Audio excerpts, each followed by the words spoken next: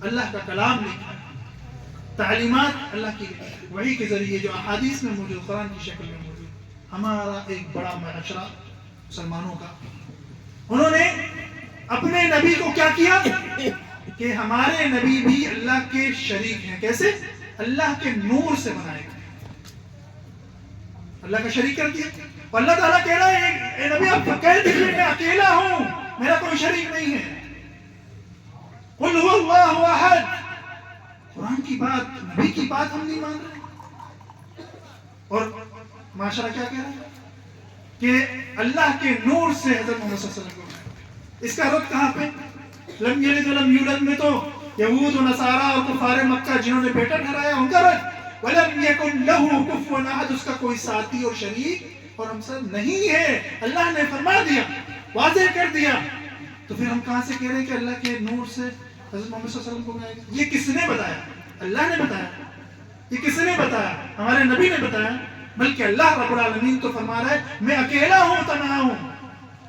ہمارے نبی صلی اللہ علیہ وسلم کی زبانی کہلوا رہا ہے. اور اللہ تعالیٰ فرما رہا ہے کہ نبی آپ پوری امت کو، پوری قوم کو بتا دیجئے میں اکیلا ہوں، تنہا ہوں، میرا کوئی شریک نہیں.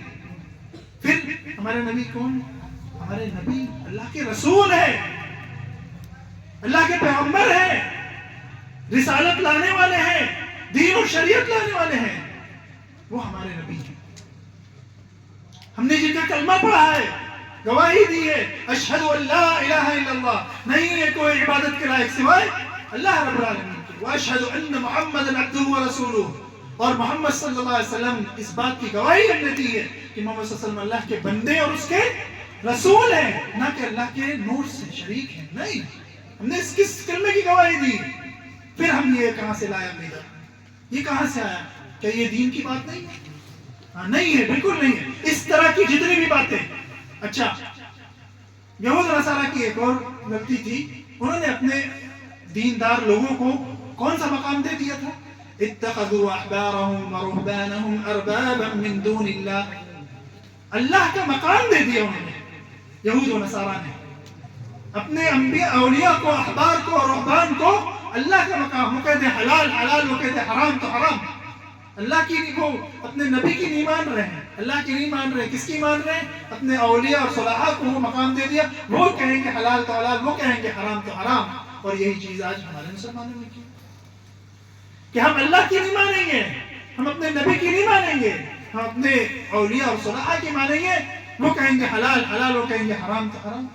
تو یہی تعلیم ہمارے نبی کی ہے، یہی تعلیم ہمارے صحابہ کی ہے، یہی تعلیم اللہ کے کلام کی ہے، یہی تعلیم اللہ کی ہے. محترم سامعین، سوال ہے کہ یہی تعلیم ہے؟ ہم کلمہ پڑھ رہے ہیں کہ ہم عبادت کریں گے صرف اللہ کی، اور گواہی دے رہے ہیں عبادت کے لائق صرف اللہ ہے. پھر ہم کلمہ پڑھ کے گواہی دے رہے ہیں کہ محمد صلی اللہ علیہ وسلم اللہ کے رسول ہیں. اور رسول کون ہوتے ہیں؟ وہ طریقہ اور نظام اور سسٹم لانے والے، جو نظام اور طریقہ اور سسٹم لانے والے، جس طریقے سے ہمیں اللہ کی عبادت کرنا ہے وہ طریقہ ہمارے نبی لے کے آئے ہیں. اسوہ حسنہ ہمارے لیے ہیں، ایک آئیڈیل اور نمونہ ہے، اور رحمت للعالمین ہے. ان کی زندگی کے مطابق انہوں نے جس طرح ہمیں بتایا ہے، آپ صلی اللہ علیہ وسلم نے اور صحابہ نے جس طرح کر کے دکھایا، اس طرح ہمیں زندگی گزارنا اور اللہ کی عبادت کرنا ہے. لیکن ہم نے کیا کیا؟ شریک ٹھہرا دیا. شریک ٹھہرانے کے بعد اولیاء صلحاء کو کیا کیا؟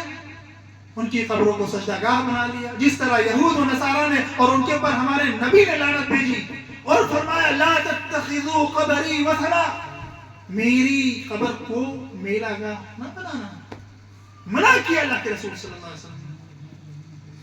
اور اللہ سبحانہ تعالیٰ کا فضل ہے، اللہ نے اپنے نبی کی قبر کو محفوظ رکھا، ورنہ اگر کہیں کھلے میں ہوتی تو آج وہاں کیا تماشا شروع ہوتا.